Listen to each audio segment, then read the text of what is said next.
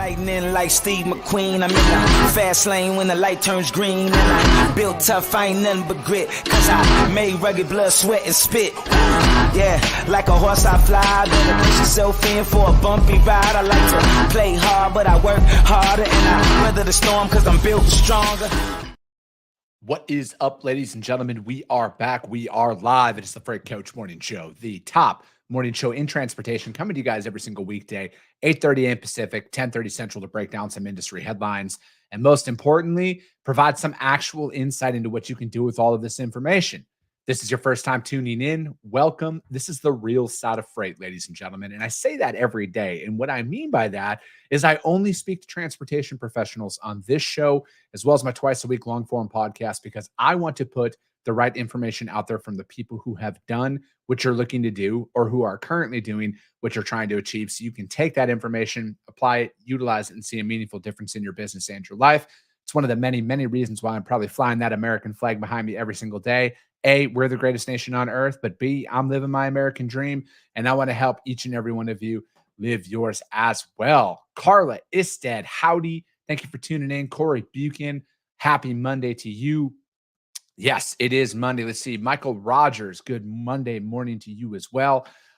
Yeah, it is Monday. It was a good week last week. It's a lot of hard work that is starting to lead into, growing. We had our busiest freight week last week. And again, I don't want to make it sound like we're moving 10,000 loads or anything like that. But for our organization, we had our busiest week last week.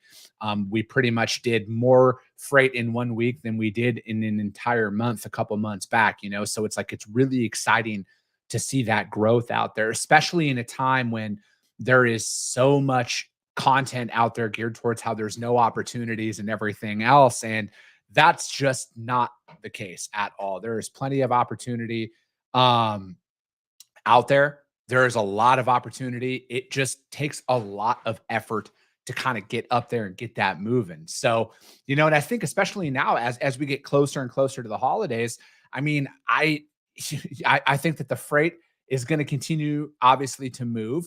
And from my perspective, the opportunities are going to get there, and more people who, take the time off or, they're just kind of over it right now. Those opportunities got to go somewhere, right? So it's like, from my perspective, for where we are as an organization, like we're working through the holidays, like, yes, we'll take Christmas off and stuff like that. But, between Christmas and New Year's, like we're working every single day. We're leading up to it as well, right? So it's like, I think that those, all of those opportunities that you guys are looking for, they're out there right now. Trust me, they are out there. And I don't want to sit here and say that they're plentiful, but if you're working and you're really putting forth that effort right now, I think you're going to start seeing some more ROI on your outreaches right now, and that, at least from my perspective, that's what I'm seeing out there. Again, take that for what it's worth, you guys. I'm just, I've only moved 3 truckloads, as I sarcastically say, every single day. Thomas Weird, and good morning. Bill McIntyre watching over on YouTube. Good morning. Zena, good morning to you. Jesus Gill, slanging freight, booking dates, and crappy. Wow.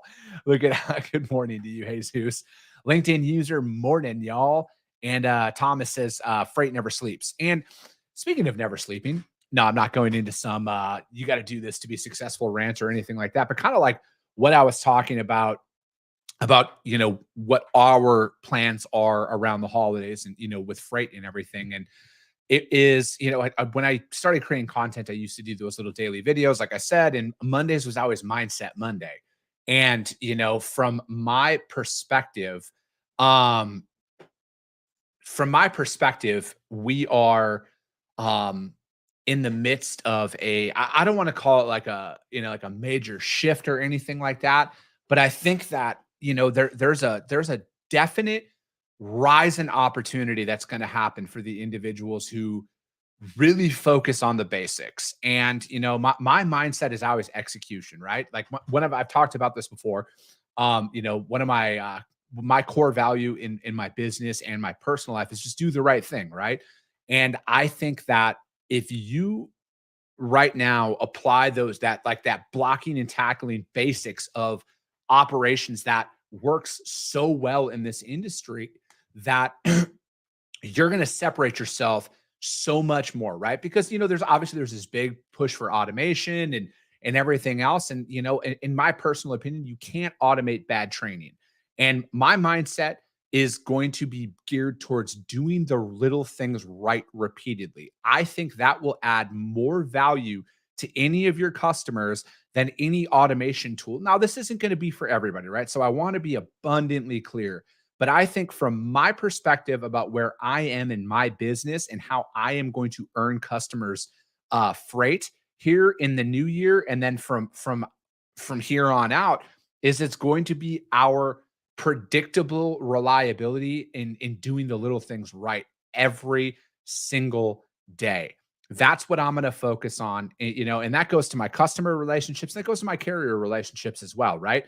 Like you need to focus on both of them if you're going to be a successful freight broker. It's not always just what does the shipper, how do I do that to the shipper? Because I think what a lot of people fail to realize is if you have bad tactics with your customers, your shippers, you're going to have those exact same bad tactics with your carriers, right? You can't selectively, start caring and stop caring about stuff. You're either about it or you're not, right? So that's one of those situations that I think like that's where my mindset is now and through eternity. And from my perspective, that's what I'm going to apply literally every single day as I'm out here building up this brokerage, right? Because that's what it boils down to, you guys. I'm doing this to fundamentally change the industry. And it starts with the content that I'm putting out there, talking about best practices. And, again, everything that we talk about in this show, you guys, I apply, I walk the walk, right? Like I'm not just up here talking for the sake of talking. Everything that we talk about on this show, I do in my business, right? So take that for whatever it's worth. But that's my mindset here going forward, is just doing that right thing and then just focusing on the fundamentals of the freight industry. All right, let's see here. Micah says, good morning. No notification on LinkedIn today. Micah, I do not know what's going on LinkedIn. It's wild to see because I hear this a lot. And yeah, this is a little bit off topic, you guys. But as somebody who's trying to get their message out there, I've seen this a lot where it seems like my content doesn't necessarily make its way out there to the masses like it used to, for whatever reason that is. But it seems like LinkedIn is the platform that is causing a lot of issues for my content. And I don't know if it's a shadow ban or what's been happening because, I speak freely on this show and some people might be offended because I say fuck. I'm not going to change my ways or anything like that. And clearly the message is getting out there because my overall reach has grown exponentially over the last couple of months. So I think it's just an issue on LinkedIn. Hopefully. Tracy St. Clair on YouTube as well. Good morning. Stephen Tittle. Good morning, coach and gang. It's Monday. Let's go. Michael Rogers has been doing this since 1977, and it's always been a relationship business. I think it's always going to be a relationship business, man. And I think that the more and more people focus on how do they automate away from relationships, that's where I think a lot of the problems are going to lie out there. So yeah, Micah, it is random. I've heard from, like I said, numerous people about this here. So, all right, hold on one second, you guys. I got a hot shipment that came through from a customer, and I am going to quote this out for you guys. 1 second. All right.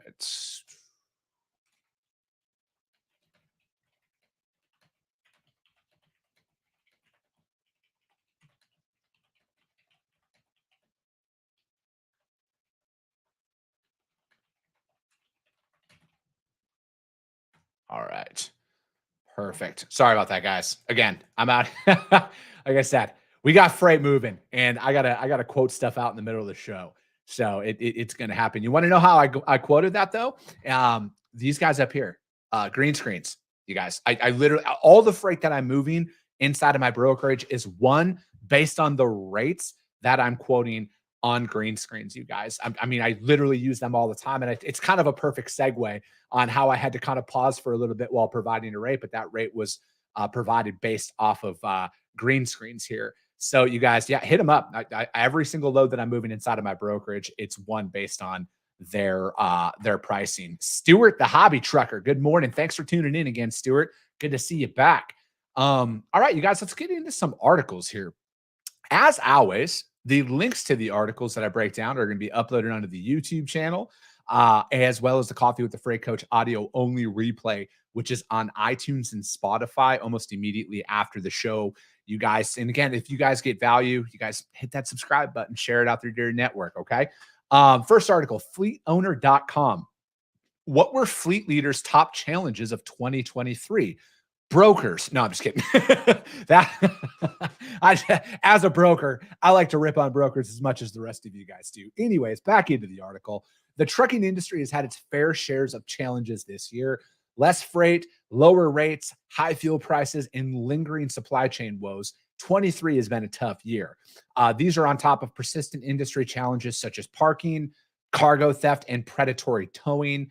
Trucking companies are also feeling the effects of the pandemic, as new drivers and trucking companies that flooded into the market are now left with no work. Goes on to say there was a big amount of chaos that generated during this pandemic, said Ryan Plutnicki. Wow, that's an awesome name. Who's the chief customer officer at Motive. Then for the years that followed, there was in some cases, a big boon, and in some cases, a lot of turmoil. During those times, company drivers ventured out on their own. Many of the drivers had returned to the trucking company because their current trucking climate has made it difficult for independent owner operators to make it. To gauge just how this dismal year has impacted companies that employ physical operators such as trucking, oil and gas, and construction, Motive, an integrated operations platform for the economy, surveyed 1,000 leaders and decision makers in the industry. The top trucking challenges, macroeconomics that are out there: rising cost of insurance premiums, fuel, maintenance, accident-related expenses for 59% of the responses, economic instability with interest rates and inflation for 51%, labor shortages and talent retention were among the top concerns for 50%. 42% identified the supply chain issues as top concern. Operational efficiencies such as mismanaged assets, lack of visibility, access admin work, and more for 36%, extreme weather for 33%, and regulatory issues and changes for 32%. Let me see here. When viewed on an operational level, these industry concerns have led to an average loss of $867,000 per company, with many companies reporting losses of $1 million or higher. Looking at this though, operational efficiencies, 36%, like that's a lot, right? So again, I think in times like this, and again, you guys, this is just my opinion based on somebody who is building their company right now.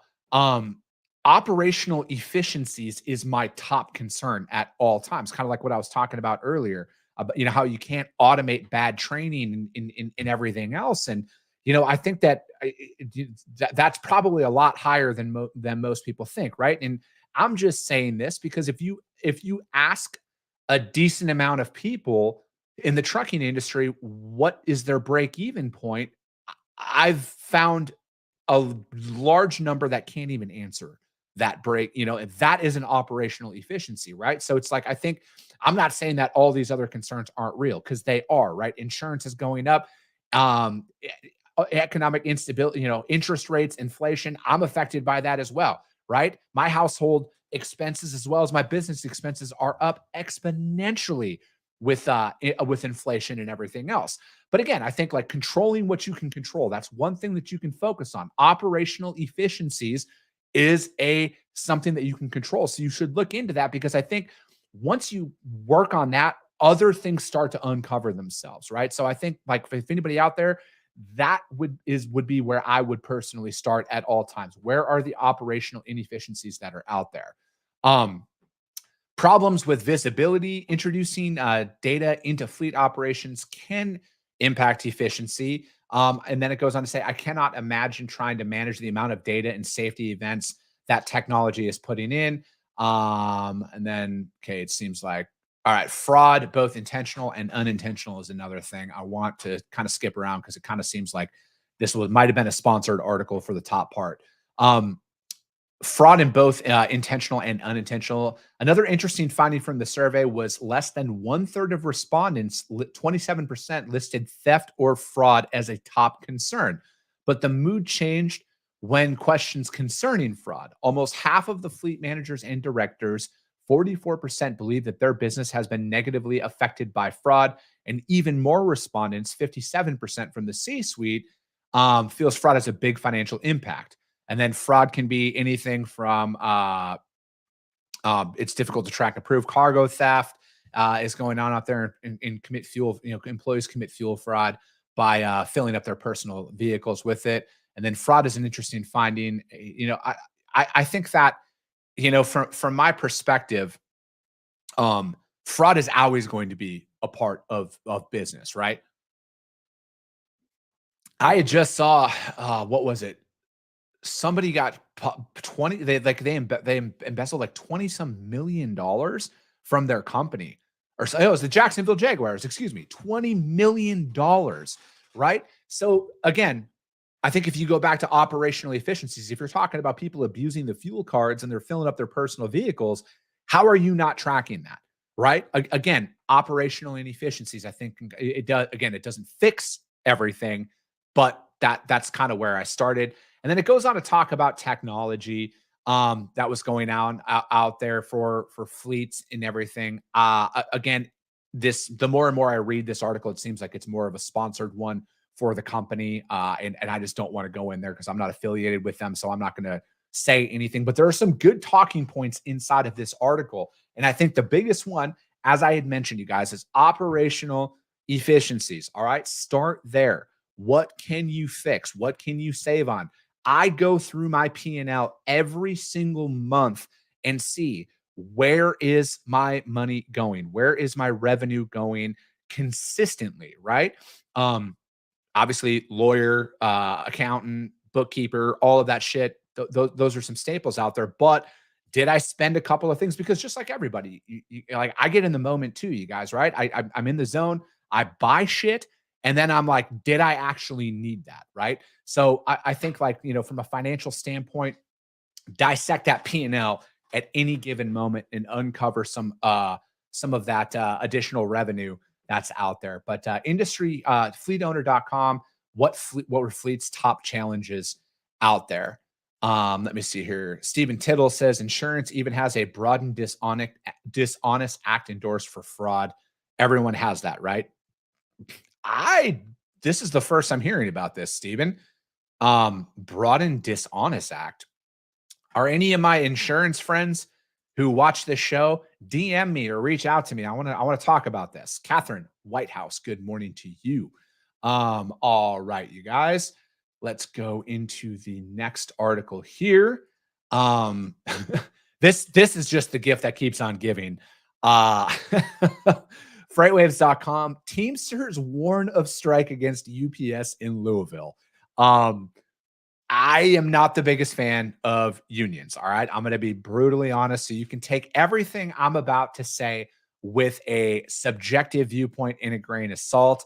I just think it's hilarious that they're talking about striking at the company that I feel like they just absolutely, they just signed the biggest labor agreement with, and they're already talking about striking because of 35 unionized administrative and specialist employees.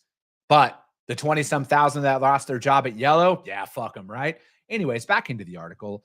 Teamsters president Sean O'Brien warned UPS that it will strike at their Louisville operations over the company's alleged firing of 35 so-called specialists. In a statement, O'Brien said UPS has until Monday to rectify the situation, or else the union will take action. He didn't specify a resolution. Common.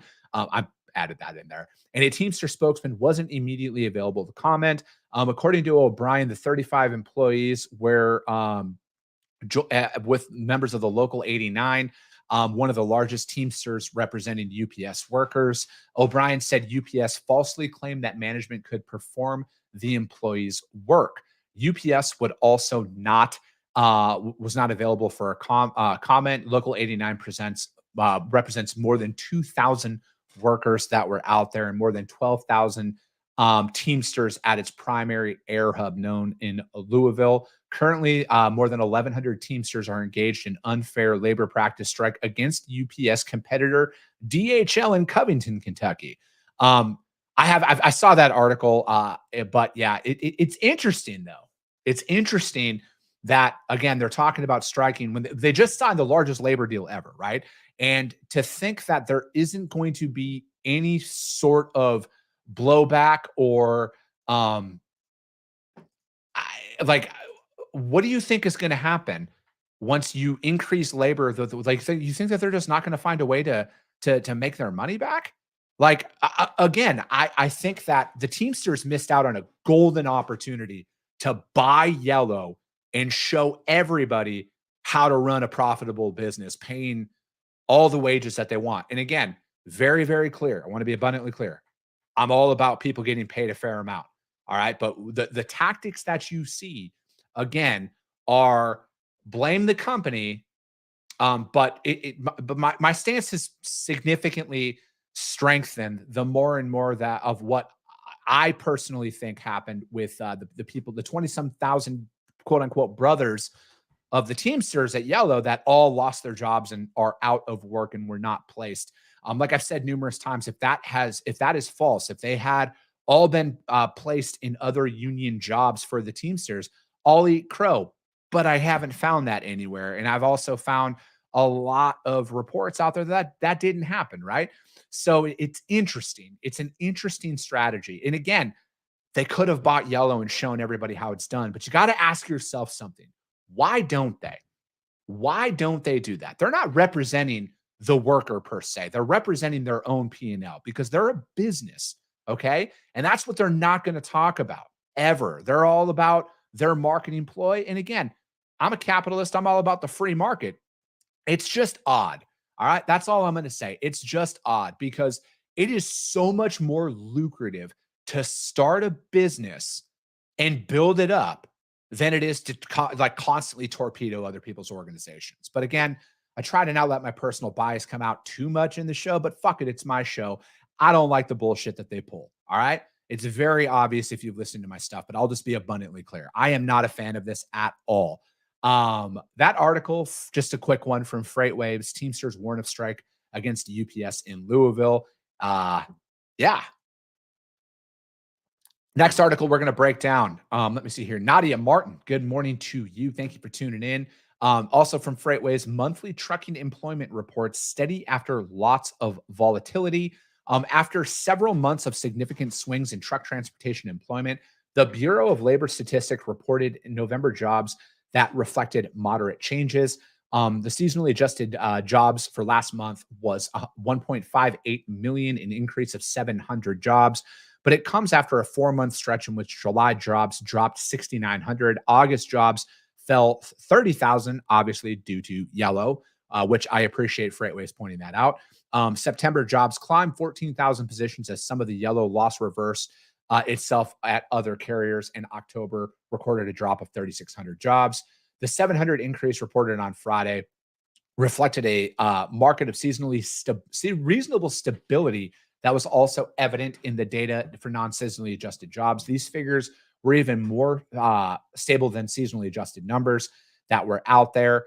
Aside from, it goes on to say, hold on, Mazen Danif, who's an economist at Uber, said that the numbers, though only a small change, continued to defy expectations. We usually expect trucking employment to fall in the last 2 months of the year, but that did not happen. Aside from Yellow's bankruptcy, we haven't seen any significant reduction in capacity. David Spencer of Arrive noted the small movement in the numbers, said in an email to FreightWaves that there is reason to believe employment declines will be more gradual than previously anticipated. Warehouse jobs did decline 8,100 in total. And again, it's interesting to see with the warehousing side of things, though, that there is, if that's a reflection of what we have for just a drop in kind of like the seasonal freight, is there wasn't a ton of there wasn't a big freight push here to kind of for the holidays. So you're wondering if a bunch of people hired seasonal workers. And again, I know that they had said seasonally adjusted, but I'd like to see, is that like seasonal and part-time labor and temp labor and everything that they had,